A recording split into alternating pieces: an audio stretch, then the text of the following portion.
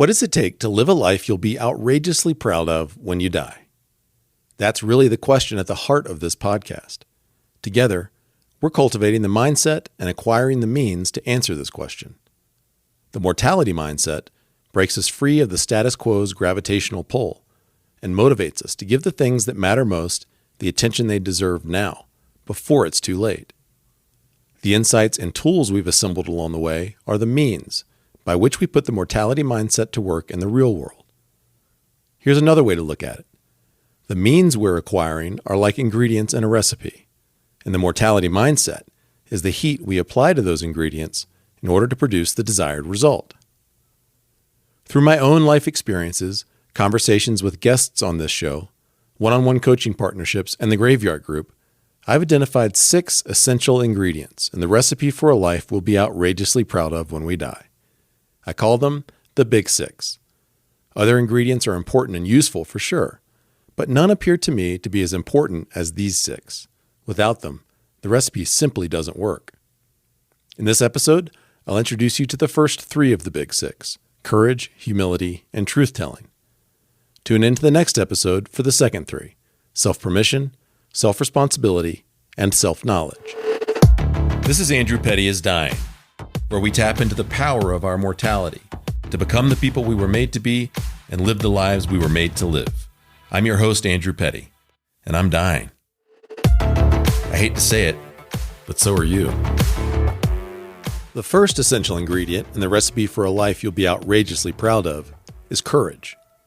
Courage is the sovereign choice to be brave in response to fear.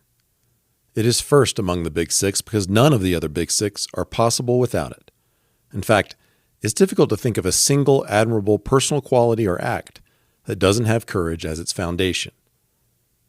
Courage is not something you have to go find.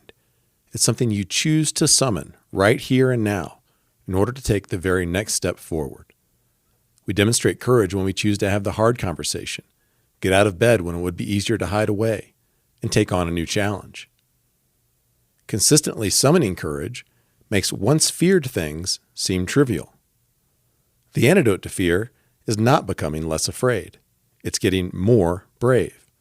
So if you're scared, practice being brave.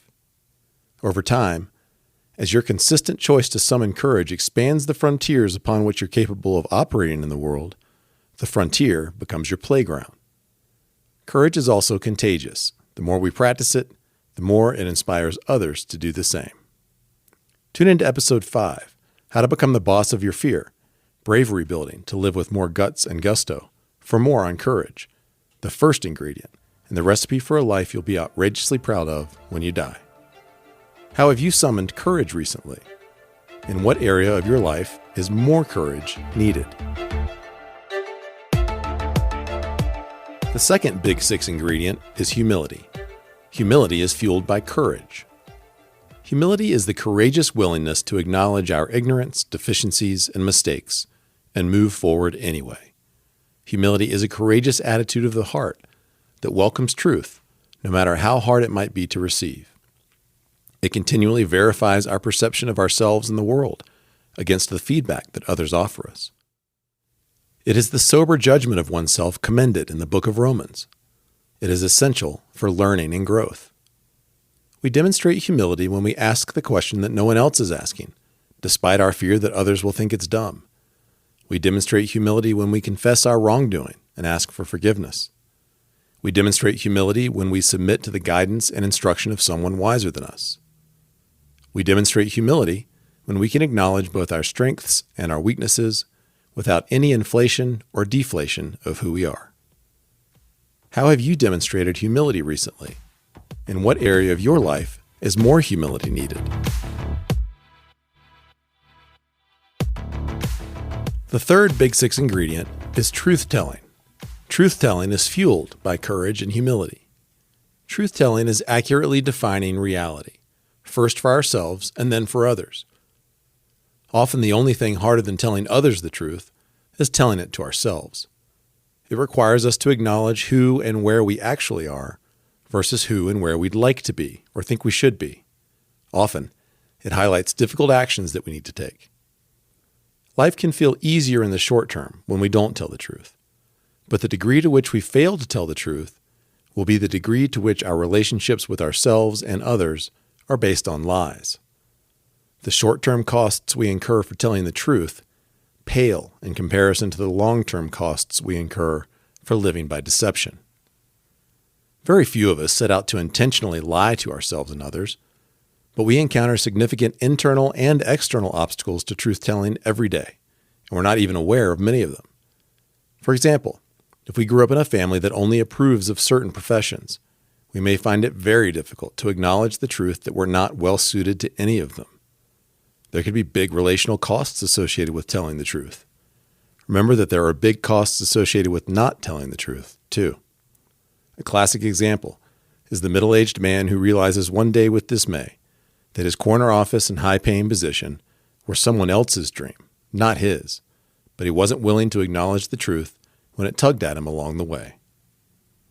When we tell the truth, our starting point corresponds with reality and serves as a reliable point from which to move forward. If we don't tell the truth, though, our starting point doesn't correspond with reality, and our navigation forward will lead to destinations for which we're not intended. My coach, the one and only Amy Kay, gave me a great tool for getting better at truth-telling.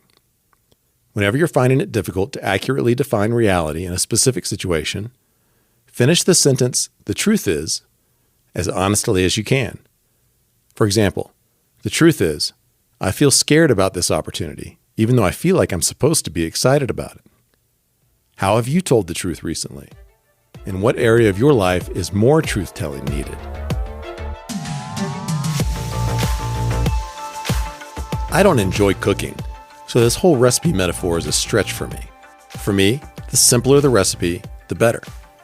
Whether you enjoy cooking or not, though, I have good news. The instructions in the recipe for living a life you'll be outrageously proud of are simple.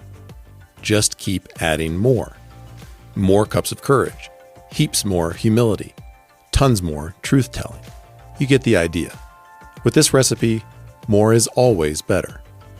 So, resolve to summon more courage, risk more humility, and practice more truth-telling. Each time you add just a little more, you're investing in a life you'll be outrageously proud of when you die.